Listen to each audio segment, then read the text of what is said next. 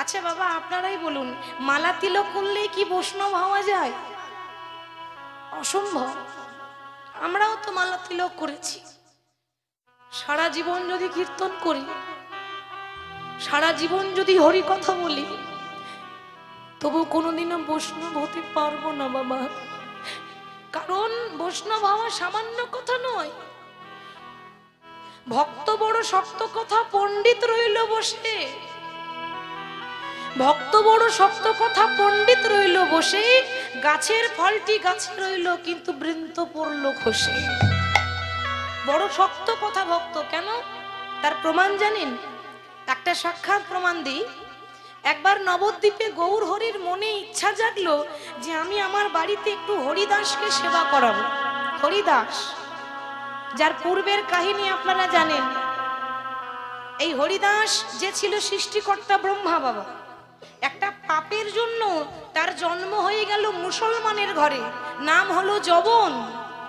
তার আগের নাম ছিল হারেশ, মুসলমানের ছেলে। হারেশ থেকে বৈষ্ণব ধর্ম নিয়ে নাম হলো হরিদাস। সে এখন পরম সাধু। এবার গৌর হরির মনে খুব ইচ্ছা যে আমি আমার ঘরে একটু হরিদাসকে সেবা করব। একদিন বাড়িতে হরিদাসকে ডেকে যত্ন করে সেবা করিয়েছে। আর যেই না হরিদাসকে সেবা করিয়েছে না, খবরটা পৌঁছে গেল নবদ্বীপের প্রতি ব্রাহ্মণের ঘরে। চিৎকার করে বলে উঠল, নিমাই, এ কি করলে তুমি? তুমি আমাদের ব্রাহ্মণের নামে কলঙ্ক দিয়ে দিলে। তুমি জাতিতে ব্রাহ্মণ, আর ব্রাহ্মণ হয়ে একটা যবনকে বাড়িতে সেবা করেছো, তোমার লজ্জা করে না? তুমি জানো না হরিদাসকে সেবা করানোর পর তোমার যে জাতটা নষ্ট হয়ে গেল? মহাপ্রভু বললেন, ব্রাহ্মণগণ, হরিদাসকে সেবা আমার যদি জাত চলে যায়, তাহলে আপনারাই বলুন কি করলে আমার জাতটা ফিরে আসবে? কি করব যাতে আমার জাতটা ফিরে আসে? একটা উপায় আছে। নবদ্বীপের যত ব্রাহ্মণ আছে প্রত্যেকটা ব্রাহ্মণকে সেবা করাতে হবে, কিন্তু শর্ত আছে, তোমার হাতে রান্না আমরা খাবো না। তুমি চাল ডাল শাকসবজি সব দেবে, উনুন দেবে, জ্বালানির জন্য কাঠ দেবে, রান্না আমরা নিজেরা করব, তারপর নিজে সেবা করব।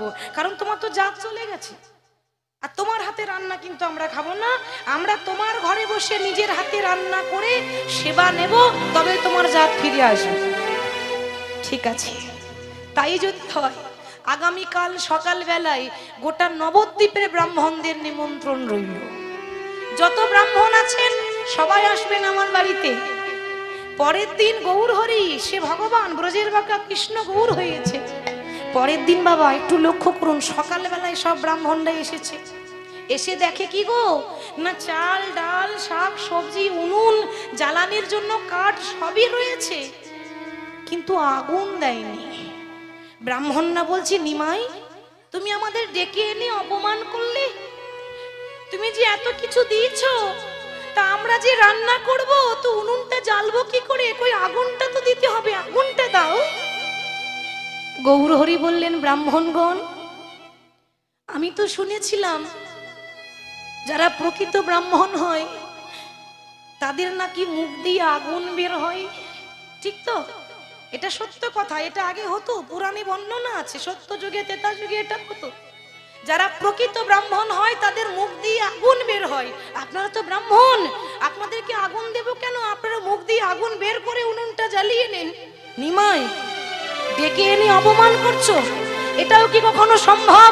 মুখ দিয়ে কখনো আগুন বের হয়? যদি আপনারা অনুমতি দেন তাহলে আমি এই কাজটা হরিদাসকে দিই। ঠিক আছে, আজ প্রমাণ হয়ে যাবে যে কে প্রকৃত বৈষ্ণব, কে প্রকৃত ব্রাহ্মণ। যেটা সম্ভব নয় সেটা তুমি করতে চাইছো। কই দেখি, ডাকো হরিদাসকে, সে আসুক এখানে। যেই না হরিদাসকে ডেকেছে, হরিদাস, প্রভু তুমি আমায় ডেকেছো? হ্যাঁ হরিদাস, আজকে তুমি উনুনের মধ্যে ফু দিয়ে আগুনটা জ্বালিয়ে দেখিয়ে দাও যে ভগবানকে পেতে গেলে পাণ্ডিত্যে পাওয়া যায় না, ব্রাহ্মণ হলেই যে পাওয়া যায় তা যায় না, ভক্তিতে পাওয়া যায়। হরিদাস যেই না ফু দিয়ে দিলেন, অমনি আশ্চর্যের কথা, উনুনে আগুন জ্বলে গেল। নিতাই গৌর হরি বল। ভগবান বললেন যে ভক্তিতে ডাকিলে আমি চণ্ডালেরও হই, কিন্তু অভক্তিতে ডাকিলে কোনো ব্রাহ্মণেরও নয়। ভগবান ভক্তির বশ, তার প্রমাণ আছে রামায়ণে। রামায়ণে সাক্ষাৎ প্রমাণ হচ্ছে বাবা চণ্ডালিনী শবরী, এটা তো প্রত্যক্ষ প্রমাণ। আপনারা তো শুনেছেন শবরীর কথা, একটা নিচু জাতের মেয়ে, আর নিচু জাত বলে কেউ তাদেরকে ভালোবাসতো না। শবরী যখন 5 বছর বয়স, খুব ছোট বাবা, ওই চণ্ডালিনীর মেয়ে শবরী মাত্র 5 বছর বয়সে নিজের মা বাবাকে হারিয়েছিল, মানে তার মা বাবা ইহলোক ছেড়ে পরলোকে গমন করলো। একটা 5 বছরের মেয়ে, মা নেই, বাবা নেই, আস্তার আপন বলতে কেউ নেই, কোথায় যাবে বাবা? এ জগতের যার মা বাবা নেই, জানবেন আর তার কেউ নেই, আপন বলতে আর কেউ নেই। 5 বছরের মেয়ে শবরী বনে বনে ঘুরছে, ঘুরতে ঘুরতে বলে উঠলো, দয়াময়, এ জগতে সবাই বলে তুমি নাকি কাঙালের ঠাকুর, এ জগতে সবাই বলে তুমি নাকি দয়াল হরে। তুমি যদি কাঙালের ঠাকুর হয়ে থাকো, তুমি যদি দয়াল হরি হয়ে থাকো, তাহলে কি অভাগিনীর প্রতি তোমার দয়া হলো না? কোন অপরাধ, কোন দোষে তুমি আমাকে এত বড় শাস্তি দিলে দয়াময়? তুমি আমার কাছ থেকে আমার মা বাবাকে কেড়ে নিলে, কোথায় যাব? ঘর বাড়ি কিচ্ছু নেই, কোনো আশ্রয় নেই, কার কাছে যাব? কিন্তু হ্যাঁ, একটা কথা শুনেছি, এই পৃথিবীতে যার কেহ নাই তার ভগবান আছে, তাই না বাবা? জীবনে কোনোদিন নিজেকে একা ভাববেন না। যার কেউ নেই তার মধুসূদন আছে, ভগবান আছে, বিপদ ভঞ্জন আছে। আজ থেকে মনে মনে প্রতিজ্ঞা করলাম, এটা ত্রেতা যুগের কথা, আজ থেকে মনে মনে প্রতিজ্ঞা করলাম, জীবনে যতদিন বেঁচে থাকবো শুধুমাত্র একজনের জন্যই বাঁচবো, সেটা হলো তোমার অপেক্ষায়। সারা জীবন রাম রাম করে কাটিয়ে দেব। কত ধৈর্য দেখুন, আমাদের তো ধৈর্য নেই। শবরীর কত ধৈর্য দেখুন। সেই 5 বছর বয়স থেকে রাম রাম রাম রাম রাম করতে করতে আজ এত বয়স হয়ে গেল, ভালো করে হাঁটতে পারছে না। এবার হাতে একটা লাঠি ধরেছে, মানে লাঠি সম্বল করে যায়, ঠিক হাঁটতে পারছে না, বয়স হয়েছে তো। মনে রাখবেন, লাঠি কিন্তু সবাইকে ধরতে হবে বাবা, তাই তো মা?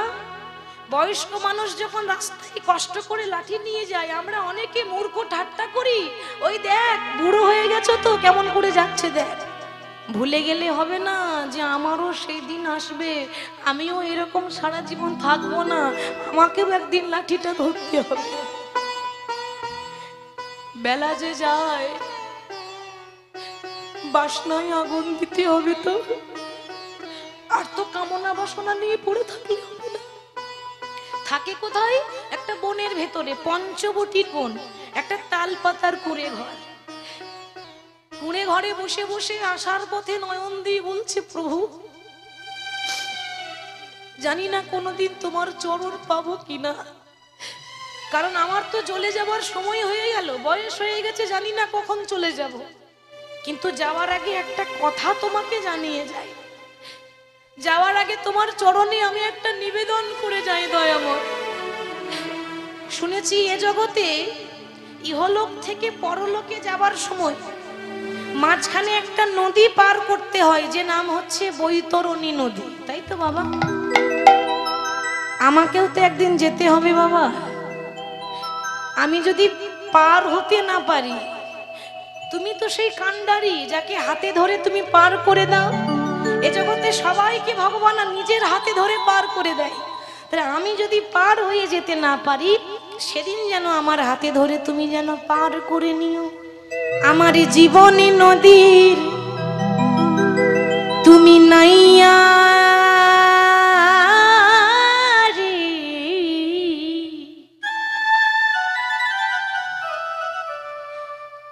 আমার ভবের খেলা সঙ্গ হলো রে,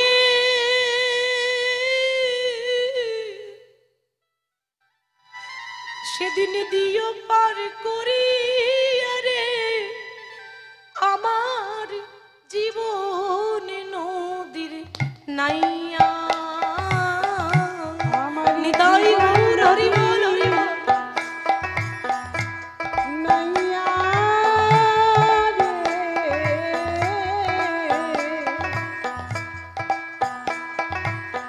আমার ভবের খেলা সাঙ্গ হলো রে,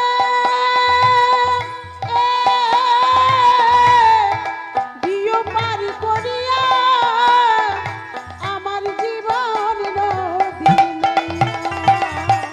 আমার জীবনে নদীর তুমি নাইয়া রে, আমার ভবের খেলা সঙ্গ হলো রে, সেদিন দিও পার করি আরে আমার জীবন নদীর নাইয়া। আমার জীবন নদীর নাইয়া রে, আমার ভবের খেলা সাঙ্গ হলো রে, দিও পার করিয়া আমার জীবন নদী নাইয়া। এ জগতে বন্ধু বলে একজনই আছে, সে ছাড়া আর কেউ নাই। তাহলে সবরই কত ভক্তি দিয়ে ডাকছে, প্রভু বন্ধু রে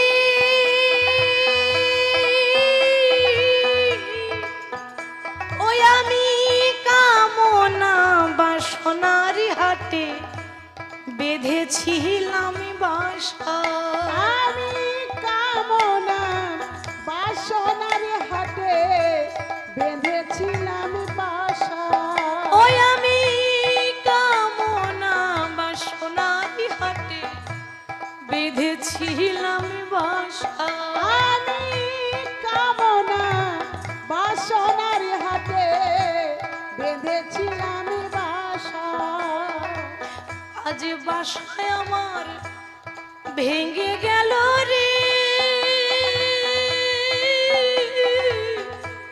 দিও পার করি আরে আমার জীবন নদীর নাইয়া। আমার জীবন নদীর নাইয়া রে,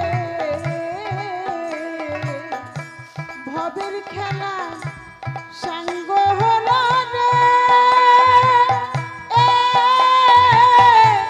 দিও পার করিয়া আমার জীবন নদী নাইয়া। সবরই যখন আসার পথে নয়ন দিয়ে রাম রাম করে অপেক্ষা করছে, বাবা ভগবান সবকিছু সইতে পারে কিন্তু ভক্তের চোখের জল ভগবানের সহ্য হয় না, ভগবান থাকতে পারে না গো, আপনা আপনি ছুটে আসে।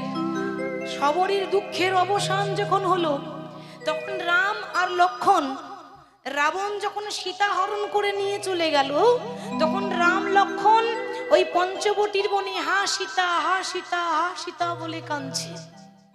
বাবা আপনাদের মনে প্রশ্ন জাগে না যে রাম তো ভগবান, ঠিক তো? তাহলে যিনি ভগবান হবেন তিনি জানবেন না বাবা যে আমার সীতা কোথায় আছে? কি গো জানবেন তো? রাম ভালো করে জানে যে আমার সীতা রাবণের কাছে আছে, তাহলে খুঁজছে কেন? লীলা করছে তো, জেনেও অজানা, ভালোভাবে জেনে শুনেও কিন্তু খুঁজছে, কিন্তু উদ্দেশ্যটা তা নয়। সীতার খোঁজে বেরিয়েছে বটে, উদ্দেশ্য হলো ওই শবরীকে কৃপা করব বলে রাম জেনে শুনি ওই পঞ্চবটির বনে ঢুকেছে।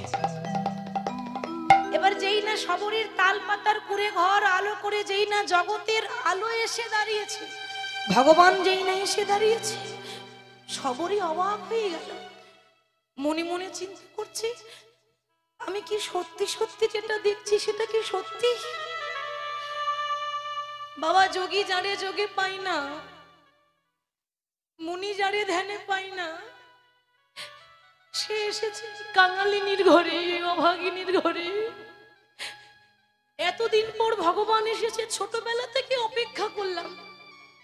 আজকে যে ভগবান আমার ঘরে এসেছে, ভগবানকে বসতে দেব কোথায়? এ জগতে আমার মতো অভাগিনী আর কেউ নাই, এ জগতে আমার মতো কাঙালিনী আর কেউ নাই। এই পৃথিবীতে প্রত্যেকটা ভক্ত ভগবানকে বসাবার জন্য ঘরে কি সুন্দর সিংহাসন পেতে দেয়, আর আমার এত দুর্ভাগ্য যে ভগবানকে বসতে দেওয়ার মতো ঘরে একটা সিংহাসন পর্যন্ত নেই। সিংহাসন তো দূরের কথা, ওমা একটা আসন পর্যন্ত নেই যে তাকে বসতে দেবে। সবরই যে কাপড়টা পরেছিল না, 100 জায়গায় ছেঁড়া, ধুলো বালি নোংরা ময়লা লেগে আছে। কিন্তু বাবা, কাপড়ের মধ্যে ময়লা থাকতে পারে, মনের মধ্যে তো ময়লা ছিল না। কাপড়ের মধ্যে ময়লা থাকতে পারে, হৃদয়ের মধ্যে তো নোংরা ছিল না। ওই ছেঁড়া কাপড় করে মাটির বারান্দার ধুলোগুলো ঝাড়ছে, মাটির বারান্দার ধুলা ঝেড়ে দিয়ে বলছে, প্রভু তুমি তো কাঙালির ঠাকুর, কাঙালির ঘরে যখন এসেছো তোমাকে তো সিংহাসন দিতে পারলাম না, তুমি আমার এই মাটির বারান্দাটাকে সিংহাসন মনে করে তুমি গ্রহণ করো দয়াময়। ভগবানকে বসতে দিয়েছে, কিন্তু বাবা সেবা দেবে কি? ঘরে তো শাক অন্ন পর্যন্ত নেই। ভগবানকে বসিয়ে রেখে সবরই ওই পঞ্চবটির বনে বনে ঘুরে বেড়াচ্ছে, যদি সেবার তরে কিছু পাওয়া যায়। ঘুরতে ঘুরতে ঘুরতে ঘুরতে হঠাৎ দেখতে পেল সামনে একটা কুল গাছ। কুল জানেন তো বাবা, আমরা কুল খাই, ওই কুল গাছ দেখতে পেয়েছে। কুল দেখতে পেয়ে নিজের শাড়ির আঁচলে করে অনেকগুলো যত্ন করে কুল নিয়ে এসেছে। মনে মনে চিন্তা করছে যে রাজভোগ সেবা করে, ভগবান তো 56 ভোগ সেবা করে, তাকে কি কুল দিয়ে সেবা দেওয়া যায়? মনে মনে একটু লজ্জা বোধ করছে। কিন্তু ভগবান কি বলেছে বাবা যে আমাকে দামি দামি মিষ্টি দিয়ে পুজো করতে হবে, থালার মধ্যে ফল দিয়ে পুজো করতে হবে? ভগবান বলেছে? ভগবান তো একবারও বলেনি। ভগবান বলেছে, ভক্ত মোর, আমাকে দেওয়ার মতো যদি তোমাদের কাছে কিছু না থাকে, প্রত্যেকটা ভক্তকে আমি একটা করে গঙ্গার একটা করে যমুনা তো দিয়েছি। এই গঙ্গা যমুনায় নয়ন বাড়ি বরিশাল করে, হা গোবিন্দ আমি তোমার হলাম বলে যদি কেউ ডাকতে পারে, আমি জন্ম জন্মান্তরের মতো তার কাছে দাস হয়ে যায়নি। তাই গৌর হরি বল। আঁচলে কোলে কুল পেরে এনে ভক্তিটা দেখুন, কত হৃদয়ে তার ভক্তি। এই যেই না কুল রামচন্দ্রের বদনে তুলে দিতে যাবে, অমনি মনে মনে চিন্তা করছে যে আমি যে ভগবানকে দিচ্ছি, তাহলে ভগবানকে দেওয়ার আগে নিজে খেয়ে দেখতে হবে না কুলটা টক আছে না মিষ্টি আছে। হ্যাঁ গো, এই ফলের মধ্যে যদি কোনো পোকা থাকে আমার ভগবানের তো ক্ষতি হবে। মরতে হলে আমি মরবো, আমার ভগবানের ক্ষতি না হয়। একটা একটা করে কুল নিজে খেয়ে দেখছে, যে কুলটা মিষ্টি লাগছে সেই কুলটা রামচন্দ্রের বদনে তুলে দিচ্ছে। কিন্তু সে বুঝলো না যে কুলটা এঁঠো হয়ে গেল। এত ভালোবাসা যে আমি এঁঠো দিচ্ছি সেটা কিন্তু তার মনে নেই। ভক্তের বসে ভগবানও সেবা করছেন, আর যখন ভগবান কুল সেবা করছে ভগবান অজর জোরে কাঁদছে। ভগবান বললেন, শুধু আমার জন্য ভক্ত কাঁদে না, আমিও ভক্তের জন্য কাঁদি। শুধু ভক্ত কাঁদে না, ভগবানও কাঁদে। আজ ভগবান অঝোর জোরে কাঁদছে, মনে মনে চিন্তা করছে যে এ জগতে মন্ত্র তন্ত্র দিয়ে আমাকে তো সবাই ডাকে, যে যেমন করে পারে সে আমাকে ডাকে, কিন্তু এই সবরের মতো আমার চোখের জলে ভেসে আমায় কেউ ডাকে না। চোখের জলে ভেসে কেউ ডাকে না, চোখের জলে ভেসে কেউ ডাকে না, চোখের জলে ভেসে কেউ ডাকে না, আমায় মন্ত্রে তন্ত্রে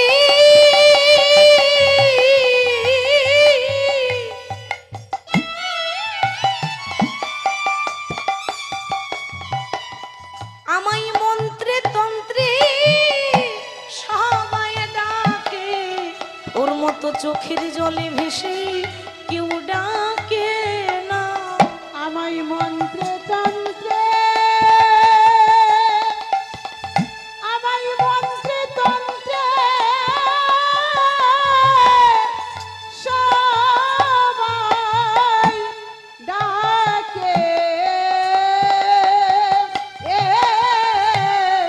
চোখের জলে ভেসে কেউ ডাকে না।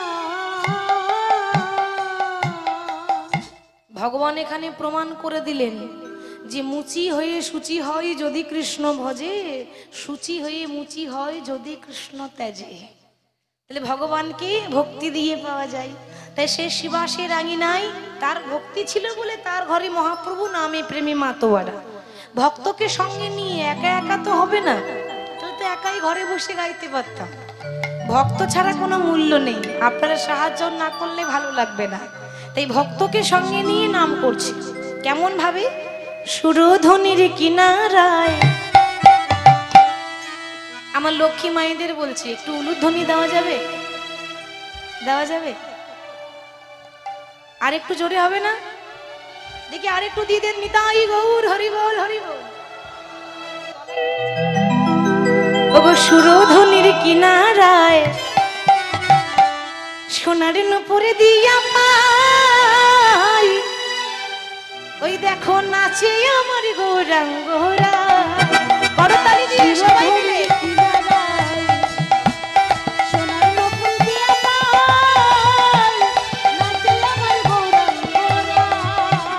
সুরধ্বনির কিনারায় সোনার নুপুরে দিয়া পাই, নাচে আমার গৌরাঙ্গরা।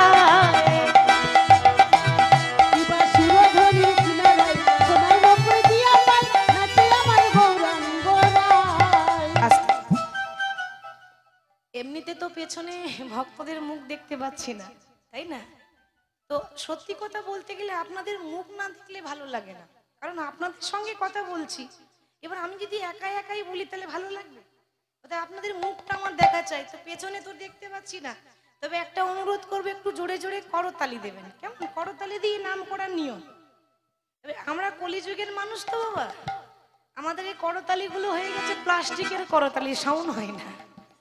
ঠিক বলছি তো? এই করতালি দিচ্ছে কি করে দিচ্ছে বলেন তো? এরকম করে দিলে হবে? হরি বল। আশেপাশে গ্রামের মানুষ যেন শুনতে পায় যে কীর্তন হচ্ছে। এত ভক্ত রয়েছেন, সাউন্ড কেন কম হবে?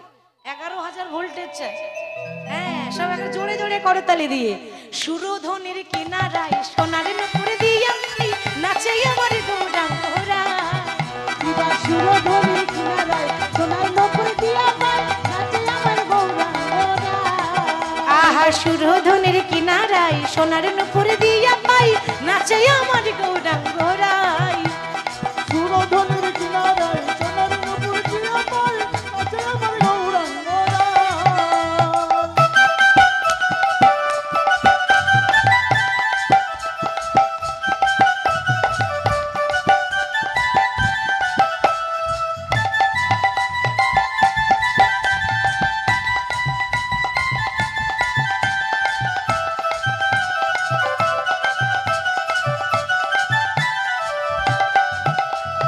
ভক্তগণ সঙ্গে করি মুখে বলে হরি হরি। ভক্তগণ সঙ্গে করি মুখে বলে হরি হরি।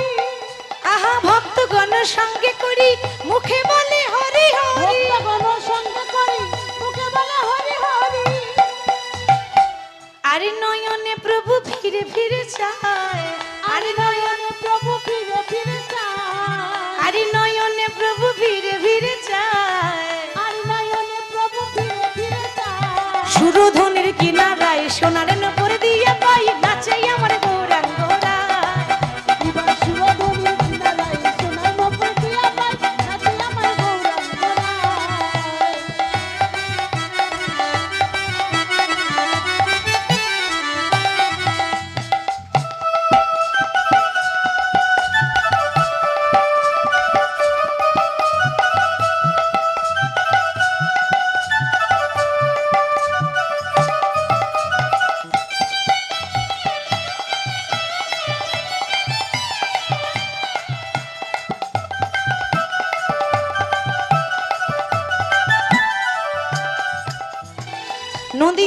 পথে পথে চলে গৌর হরি, খোল করো তাল গোড়া সঙ্গে গণ করি। নদিয়ার পথে পথে চলে গৌর হরি, খোল করো তাল গোড়া সঙ্গে গণ করি। নদিয়ার পথে পথে চলে গৌর হরি, খোল করো তাল গোড়া সঙ্গে গণ করি। নদিয়ার পথে পথে চলে গৌর হরি, খোল করো তাল গোড়া সঙ্গে গণ করি। ভক্তগণ সঙ্গে করি মুখে বলে হরি হরি, ভক্তগণ সঙ্গে করি মুখে বলে হরি হরি, ভক্তগণ সঙ্গে করি মুখে বলে হরি হরি। সঙ্গে করি মুখে বলে হরি হরি। আরে নয়নে প্রভু ফিরে ফিরে চায়, আরে নয়নে প্রভু ফিরে ফিরে চায়, আরে নয়নে প্রভু ফিরে ফিরে চায়। আরে নয়নে প্রভু ফিরে ফিরে চায়। সুরধনের কিনারায় সোনার নুপুর দিয়া পাই, নাচে আমার গৌরাঙ্গ রায়। সুরধনী কিনারায় সোনার নপুর দিয়া পাই, নাচে আমার গৌরাঙ্গ রায়। সুরধনীর কিনারায় সোনার নপুর দিয়া পাই, নাচে আমার গৌরাঙ্গ রায়। তাই গৌর হরি ভক্তগণকে ডেকে বলছেন, ভক্তগণ আমি তো যুগে যুগে তোমাদের জন্যই নেমে আসি, ওগো তোমাদেরও লাগি আমি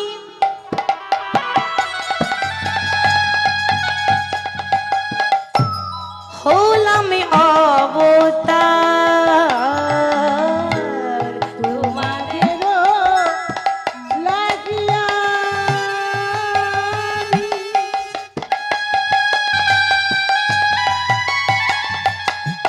আমি হলাম অবতার। তোমাদেরও লাগি লাগি লাগি আমি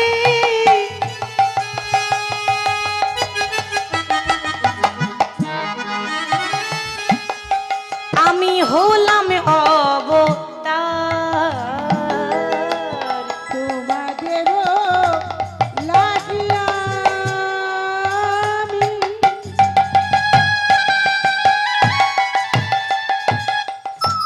হলাম অবতার। ওগো আমি ছাড়া তোমাদেরও কে আছে আবার? বলো আমি ছাড়া তোমাদেরও কে আছে আবার? ওগো আমি ছাড়া তোমাদেরও কে আছে আবার? বলো আমি ছাড়া তোমাদেরও কে আছে আবার? ওগো মোদের হরি ছাড়া আর কে না, তোমাদের হরি ছাড়া আর কেহ নাই। সদাই হরি হরি হরি বলো, মোদের হরি ছাড়া আর কে নাই। মুখে হরি হরি হরি বলো, হরি ছাড়া আর কেহ নাই।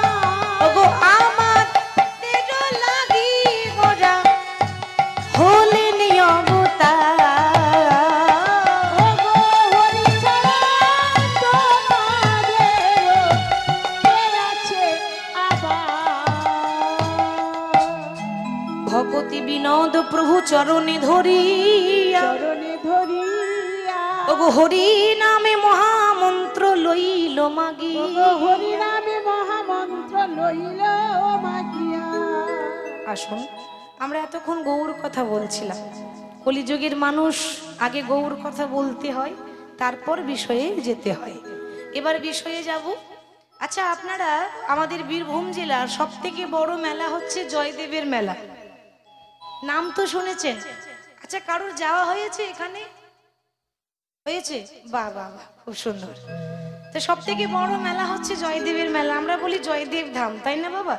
কিন্তু ওটা তো জয়দেব ধাম ছিল না, ওই গ্রামটার নাম আছে আলাদা। যেটা আমরা জয়দেব ধাম বলছি, সেই গ্রামটার নাম হচ্ছে কেন্দুবিল্ল গ্রাম। কেন্দুবিল্ল গ্রামটা জয়দেব ধাম কি করে হলো, সেটা একটা পুণ্যক্ষেত্র, তাই তার জীবনীটা আগে জানতে হবে। তাহলে জয়দেবের কাহিনী জানবো, কিন্তু ভক্তের কথা জানার আগে জানতে হবে যে ভক্তের মাতা পিতা কেমন ছিল। একবার ভাবুন মা, যে মায়ের গর্ভে একটা কৃষ্ণ ভক্ত সন্তানের জন্ম হয়, সেই মা কত গুণবতী, সেই মা কত ভাগ্যবতী। আমরা কথায় কথায় বলি মাটি যদি ভালো হয় তাহলে কি ফসলও তো ভালোই হবে, মাটি যদি ভালো হয় তাহলে ফসল ভালো হবে, আমরা এটা বলি। তাহলে মাটি মানে এক, যদি এই মাটি ভালো হয় গাছ লাগালে ফসল ভালো ফলবে, আর এক মাটি মানে মাটি যদি ভালো হয় তাহলে মাগো ফসলও তো ভালোই হবে।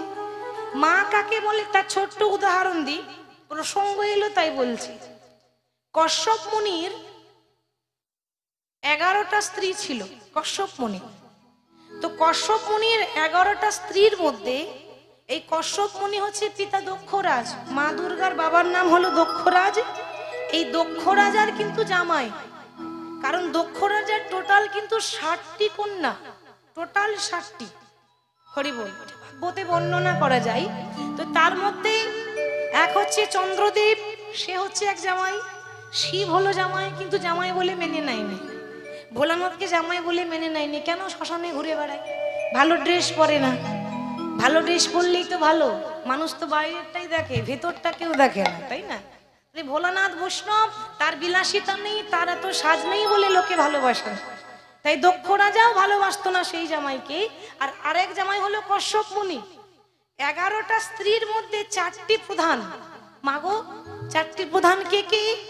দিতি, অদিতি, কদ্রু আর বিনতা, এই 4টি হচ্ছে প্রধান। তো এই 4 জন প্রধান স্ত্রী কশ্যপ মুনির কাছে এসে বলছে, স্বামী, বিবাহের পর প্রত্যেকটা স্ত্রী ভগবানের কাছে চাই আমরা যেন মা হতে পারি। তা তুমি তো আমাদের স্বামী, তোমার কাছে ছুটে এসেছি, তুমি আমাদের সন্তান দাও, আমাদের মা হওয়ার সৌভাগ্যটা যেন আমরা লাভ করতে পারি। কশ্যপ মুনি বলছে, দেখো আমি তো সিদ্ধ পুরুষ, আমি আলিঙ্গন দিতে পারবো না, আমি মন্ত্র দেব, সেই মন্ত্রের জোরে তোমাদের গর্ভে হাত দিয়ে আমি আশীর্বাদ করে দেব, তোমরা যে যেমন সন্তান চাইবে সে তেমনই সন্তান পাবে। এবার তোমরা বলো কে কিরকম সন্তান চাও। মাগো, এই ঘটনাটা শুনলে বুঝতে পারবেন যে মা কাকে বলে, মা কেমন হওয়া উচিত। তো 4 জনের মধ্যে সবার থেকে যে বড়, হরি বল, সব থেকে যে বড় সে হচ্ছে অদিতি। অদিতি এসে বলছে, স্বামী, সন্তান যদি দিতে হয় এমন সন্তান দিও যে সন্তানদের যেন খুব নাম হয়, যশ হয়, জগতে প্রত্যেকটা মানুষ যেন তাদের পূজা করে, অর্চনা করে। বেশ, তথাস্তু, তাই হবে। এই জগতে যত দেবতা আছে বাবা, ইন্দ্রদেব, পবনদেব, বায়ুদেব, অগ্নিদেব, যত দেবতা আছে না বাবা, কশ্যপ মুনি আশীর্বাদ দিয়েছিল জগতে যত দেবতা আছে সেই দেবতাদের জননী হবে তুমি। নিতাই গৌর হরি বল। আজ থেকে তুমি দেবতাদের মা। অদিতির পর ছুটে এলো দিতি। এই দিতি আবার মনে খুব হিংসা। ও মায়েরা, এবার যার যেমন মন হবে সে তো সেরকমই মানুষ হবে নাকি? তো দিতির আবার এত হিংসা, সে আবার জোর গলায় বলছে, শোনো, যা দাওয়াত তো দিদিদেরকে দিয়ে দিলে, বলি আমার জন্য কিছু আছে না নেই? আরে তোমার জন্য আছে, তুমি কি রকম সন্তান চাও বলো? বেশ, আমি কি রকম সন্তান চাই জানো? এমন সন্তান দিও, আমার এমন সন্তান দিও যে সন্তানদেরকে দেখে স্বর্গের দেবতারা পর্যন্ত যেন থরথর করে কাঁপে। আমার ছেলেকে দেখে যেন আমার দিদির ছেলেরা থরথর করে কাঁপে, সেরকম সন্তান দেবে। বাহ, তোমার যেমন মন সেরকম তুমি মা, সেরকমই সন্তান পাবে। আমি আশীর্বাদ করলাম, এই জগতে যত রাক্ষস আছে, এই জগতে যত অসুর আছে, সেই অসুরের জননী হবে তুমি, অসুরের মা হবে তুমি। তাহলে যত অসুর আছে, যুগে যুগে যত রাক্ষস দেখছেন, অসুর দেখছেন, অসুরদের মা হলো দিতি। দেবতাদের মা অদিতি, অসুরদের মা দিতি। একটা করে তো ভাগ আছে। 3 নাম্বার এসেছে কদ্রু। কদ্রু বলছে, স্বামী, সব তো তুমি দিয়ে দিলে, বলি আমার জন্য কিছু আছে? আরে তোমার জন্য আছে, বলো তুমি কি রকম চাও সন্তান? শোনো, আমাকে এমন বিষাক্ত সন্তান দিও, দেখুন চাইছে কি করে, ওই জন্য বলে চাওয়ার মতো চাইতে হয়। এমন বিষাক্ত সন্তান দিও যে সন্তানদের দেখে স্বর্গের দেবতারাও কাঁপবে, আর এই পাতালের রাক্ষসরাও যেন থরথর করে কাঁপে। তথাস্তু, আশীর্বাদ করলাম।